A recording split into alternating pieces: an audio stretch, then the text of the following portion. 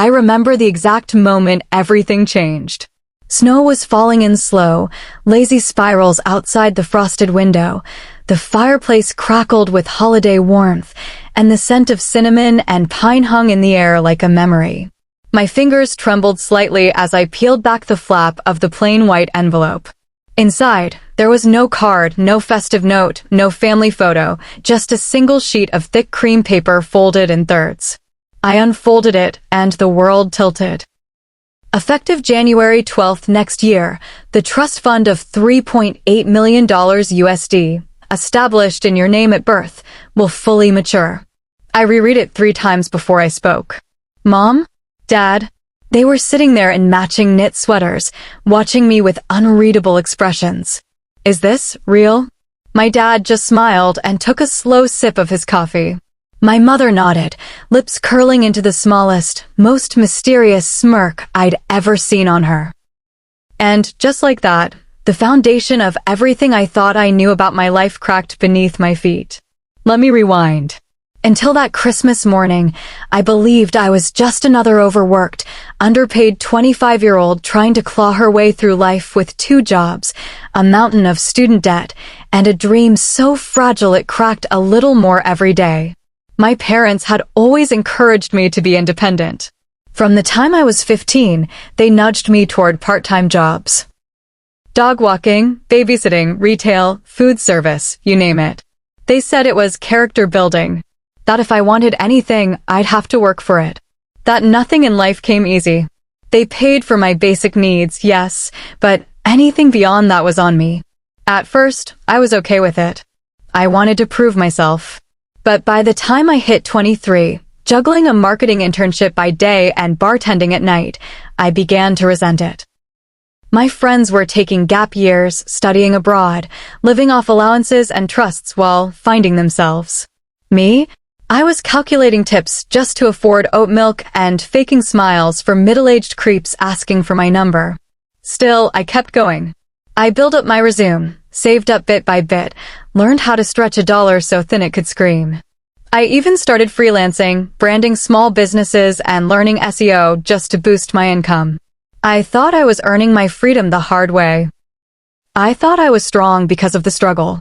And all that time, my parents, who lived in a quaint 2-story house in a quiet suburb, watched from the sidelines. Supportive, sure, but silent. Mysterious, even. There were moments, small ones, that in retrospect should have tipped me off.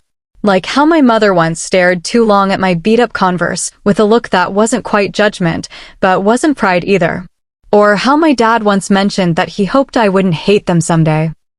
At the time, I chalked it up to weird parental moments. But now, sitting on the living room floor in my pajama pants with that letter trembling in my hands, it all made sense and made no sense at all. You lied to me, I whispered. My mother tilted her head. We never lied. We omitted. My voice cracked. Why would you do that? All those years, all those damn shifts. Dad put down his cup and leaned forward. Because if you knew, you never would have become who you are now. And that's when I lost it. I stormed out into the snow barefoot, heart pounding, tears freezing on my cheeks. The world suddenly felt too quiet, too fake. I'd been living in a lie, a carefully curated illusion designed by the 2 people I trusted most. But that was only the beginning. Because what I didn't know was that the trust fund came with conditions. And secrets. And strings tied to a history I had no idea I was part of. The letter was the key. But the real story, the real truth, was still buried beneath layers of deception. The envelope haunted me for days. I kept it tucked under my pillow like some sacred relic, as if it might whisper answers in the middle of the night. But all it did was grow heavier. Every time I looked at my parents, I felt an invisible wall, a chasm made of silent years, of late-night sobs I'd swallowed alone, of victories I'd clawed out of desperation. And they had let me. They let me bleed. After the Christmas confrontation, I barely spoke to them for a week. I needed space. I rented a cabin upstate, a solo retreat I'd planned months ago just to escape the holiday noise. But now it felt more like exile. The snow was thick, the kind that muffled everything, like nature itself didn't want to talk. I curled up in the small den of the cabin, wrapped in an old flannel blanket, and stared into the fireplace, trying to make sense of what the hell had just happened. That's when I remembered something odd. 2 years ago, I had come home to grab a box of books.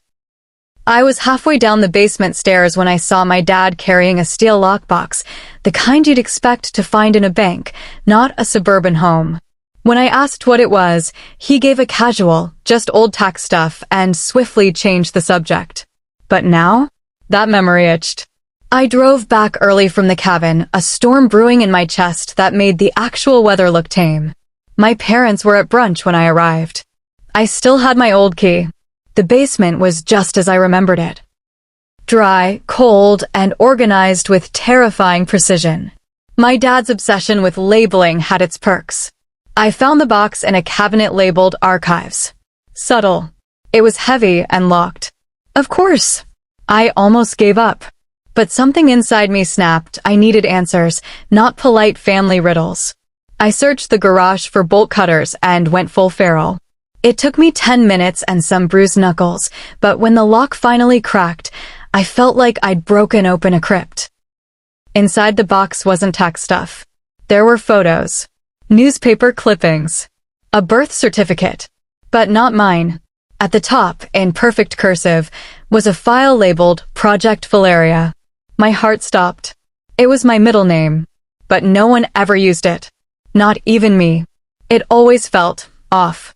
Like something from a spy novel. Or a science fiction file. I opened it, hands trembling. There were letters, dozens of them, addressed to me, from someone I didn't recognize. Some were typed. Some handwritten in a slanted, almost frantic script. One was dated exactly 6 months before my birth. If she's born into this world, she must never know until she's ready. If she finds this before the time is right, the entire plan collapses. I don't trust the others. They're circling like vultures. Others were darker, talking about inheritance lines, protection protocol, watchers, and something ominously referred to as the vault. My fingers brushed across an old key taped inside one of the folders. A strange symbol was etched into it, 3 overlapping circles with a star in the center. I'd never seen anything like it. At that moment, the basement door creaked. I froze. Looking for something? My mother stood at the top of the stairs. Her voice was calm, but her eyes were pure steel. I rose slowly, key in hand.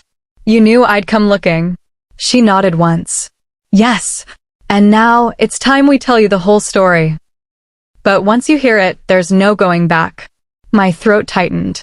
Is the money even real? Is it really a trust fund? She gave a slow, sad smile. Oh, honey, the money is real. But it was never just about the money. And then she told me about my grandfather. A man I thought had died in a car crash before I was born.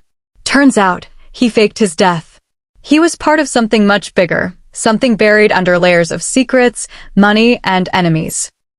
He had created the trust fund not just as a financial gift, but as a shield, an inheritance wrapped in misdirection, hidden from dangerous people who still might be watching. People who would come looking once I turned 26. My mother's confession shattered something in me. I stood there in the basement, surrounded by dusty boxes and a truth so heavy it was hard to breathe. My grandfather, Leonard Vallon, wasn't dead. Or at least, not when I thought he was. He was an elusive figure in my childhood, spoken about only in passing. I'd seen one photo of him, grainy, black and white, folded at the corners. He looked like a professor from some 1950s adventure novel, with wild hair, sharp eyes, and a sly smirk that now made more sense than ever. According to the story I'd always been told, he died in a freak car accident when my mother was barely out of college. But that was a lie. He disappeared, my mother admitted, sitting on the edge of the armchair in the basement like her bones had forgotten how to carry secrets. He was being hunted. And the only way to protect us was to vanish. My head spun. By who? There were people who believed he stole something. Something powerful. Not just valuable, dangerous. And he didn't exactly disagree. I stared at her, heart pounding. What was he? Some kind of criminal. She shook her head. No. He was a mapmaker. That made me laugh, sharp and bitter. Seriously? A mapmaker? But she nodded. Leonard was a cartographer, yes. But not the kind who charted highways or hiking trails. He mapped hidden places. Things lost to time, protected by legend, or buried beneath layers of bureaucracy and danger. Vaults. Tombs. Safe houses. He worked with rogue historians, off-the-grid scholars, and ex-intelligence agents who believed history was manipulated to keep the powerful, powerful. It sounded insane. Like a Netflix thriller gone off the rails. But then she handed me the second folder. Inside were sketches. Intricate, hand-drawn diagrams of subterranean structures, ancient lock systems, old-world maps with red circles, annotations in languages I didn't understand. At the center of every page was the symbol from the key I'd found, 3 interlocking circles with a star in the middle. The trust fund was a misdirection, my mother said. Leonard knew you might be targeted once you reached a certain age. So he created a decoy legacy, money, stocks, a paper trail. All of it real, but secondary. The true inheritance is something else. My pulse thudded. And what exactly am I inheriting? She hesitated. Coordinates. I blinked. To what? To a vault. Hidden somewhere in the northern mountains. Your grandfather believed it contained something ancient. And if he was right, people would kill for it. I stood slowly, clutching the key. Why give it to me? My mother looked at me with eyes that suddenly seemed older than I remembered. Because you were the only one who wouldn't be traced. You were trained without knowing. All the jobs, the hardships, the pressure to be independent, he planned it. He wanted you strong, disconnected, invisible. I wanted to scream, to tear up every folder and rewrite the story of my life. But I couldn't deny the truth anymore. Not with the weight of that key in my hand and the heat of fate breathing down my neck. That night, I couldn't sleep. I drove to my apartment at 2 a.m. Packed a duffel bag with essentials and pulled out an old box my dad gave me when I turned 21. I'd never opened it before. I thought it was sentimental junk. Inside was a weathered journal. And on the first page, in bold ink, were the words, "For Valyria. The map is not just a place. It's a pattern. And they will try to erase it before you can see it." Below it, hand-drawn coordinates. Familiar terrain. A location in the Ironvale Ridge. A place I'd hiked once in college during a spontaneous road trip with friends. It was wild, secluded, full of legends about smugglers and hidden caverns. The vault. I couldn't believe it, but I knew I had to go. If this was what he died to protect, what he faked his death for, then I had to see it for myself. I didn't tell anyone. I left a note with no details and caught a bus out of the city before dawn. As I stared out the window, watching the skyline shrink behind me, a thought lodged in my brain like a splinter. If someone else was looking for this vault, they'd know I was coming. The Ironvale Ridge looked exactly as I remembered it, and yet entirely different. It was mid-January, and the mountains were buried beneath a cruel frost, trees coated in silver, wind slicing through the air like a whispered warning. The sky was steel gray, brooding. A storm was whispering on the horizon. I stepped off the bus into a sleepy town at the edge of the forest, a place so small it barely warranted a dot on a map. The locals gave me wary glances, like they could smell that I didn't belong, or maybe they sensed what I carried. I'd rented a beat-up Jeep from a garage that doubled as a bait shop. The owner, a hollow-eyed man named Hank, barely looked at the fake ID I gave him. "Storm's comin'," he muttered, handing over the keys. "Ridge gets mean when it snows." I like mean, I lied. The drive up was brutal. Twisting roads, ice patches, cliffs that dropped off into fog. But the adrenaline kept me sharp. I followed the coordinates from my grandfather's journal, winding deeper into the forest until the path turned from gravel to dirt, and then to nothing. I parked under a canopy of frost-bitten pines, grabbed my gear, and started hiking. Hours passed. My breath came in clouds. The silence was deafening. No birdsong. No wind. Just the crunch of snow underfoot and the steady beat of my heart. I reached the ridge by sunset, just as the sky split open and snow began to fall. I found it tucked behind a natural rock wall, exactly where the sketch in the journal said it would be. An unassuming cave entrance, half covered in vines and frost. To the casual eye, it was just a dent in the landscape. But I saw it now. The pattern. 3 overlapping circles carved faintly into the stone, almost invisible unless you were looking. And at the center, a 5-point star. The key fit. The lock clicked. The stone door groaned as it shifted inward, revealing a passage swallowed by darkness. I turned on my headlamp, heart thundering, and stepped into the vault. The air changed immediately, cooler, denser, ancient. The walls were carved stone, the passage sloping downward in a perfect spiral. Every few meters, there were markings, symbols I couldn't read, and occasional plaques in Latin. I followed the corridor until it opened into a chamber unlike anything I'd ever seen. It was a library. Of sorts. Scrolls sealed in glass. Books bound in animal hide. Maps stretched across walls, etched into copper sheets. In the center, a large octagonal table with a globe that didn't match any Earth I knew. It had landmasses that didn't exist. Or perhaps no longer existed. I was in awe. This wasn't a treasure room, it was a sanctum. A museum of lost knowledge. And then I heard it. A whisper. Not like a voice. More like air shifting unnaturally. I turned. Nothing. I took a step back toward the corridor. Just one. And that's when I saw the second set of footprints in the snow behind me. Fresh. Too fresh. I wasn't alone. I switched off my light and ducked behind the central table. My breath was loud in my ears. A shadow passed at the entrance. Tall.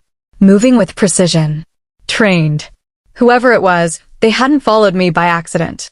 I waited until they passed deeper into the chamber, then moved silently toward one of the side corridors I hadn't yet explored. It led to a spiral staircase descending into another level, one my grandfather had mentioned only briefly in a footnote. Below the library lies the archive. Only go if you must. It's where the answers sleep. And where the watchers failed. I didn't know what that meant. But I descended. The air was colder here. More sterile. The walls were smooth, like they'd been recently carved, an odd contrast to the ancient upper level. I turned a corner and found myself in a room lined with safes, each marked with a different sigil. One was already open. Inside, a file folder and a red flash drive. I grabbed both, and as I did, I heard the voice. Low. Measured. Male. You shouldn't be here, Valyria. I turned slowly. A man stood at the far end of the room. Early 40s, military posture, dressed in black. A silver badge dangled around his neck, no agency I recognized. I could say the same, I said, heart pounding. Who are you? He stepped forward, revealing a scar running from temple to jaw. I'm the insurance policy. Leonard knew someone might come too soon.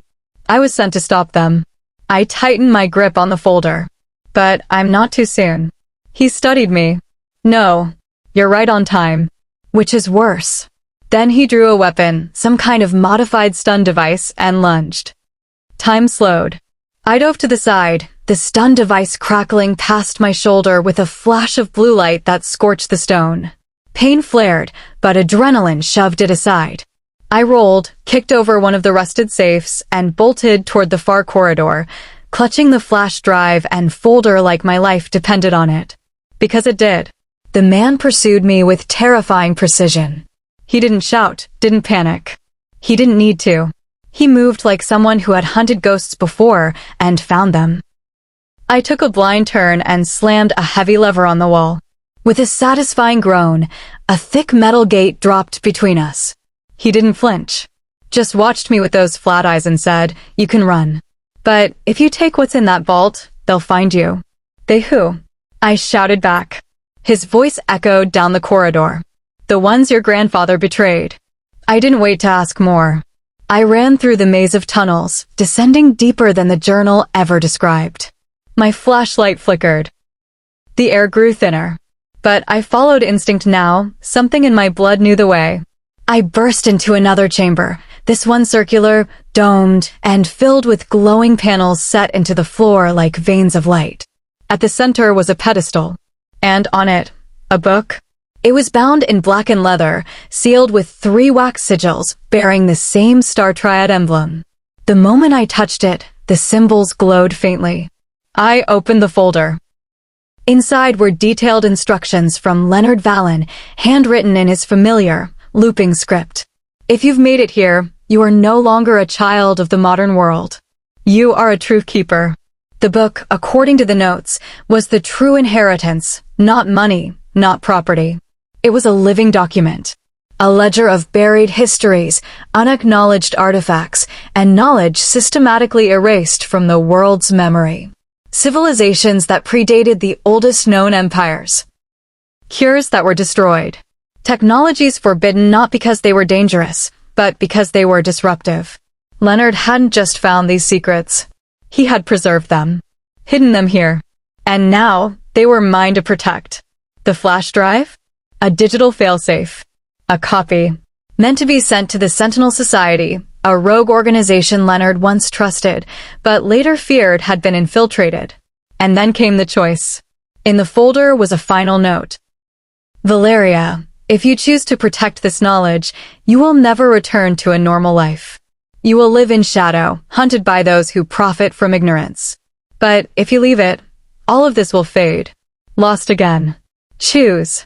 I stood there, trembling. The vault had never been about wealth. It was about truth. And the power that came with it. Behind me, the sound of the man breaking through the metal gate echoed down the corridor. I made my decision. I sealed the book back in its protective case, secured the flash drive around my neck, and sprinted for the exit, the one I hadn't seen on the way in. A narrow staircase carved into the stone that led, slowly, up and up and up. I emerged into a different part of the ridge. The sun was rising, casting gold over the snow-drenched landscape. I was scratched, frozen, bloodied, but alive. Barely. As I limped toward the tree line, I heard a sound in the distance. A second vehicle. Tires crunching snow. A new threat? Or an ally? Then a voice, female, firm, Valyria. I turned. It was a woman in her 50s, dressed like a hiker but with the posture of a soldier. She raised a hand. I'm here for the Sentinel Society, she said. Your grandfather told me you might make it. I didn't trust her. Not yet. But I followed. And that was the beginning of a new life. Not as a freelancer. Not as a trust fund recipient. But as a truth keeper.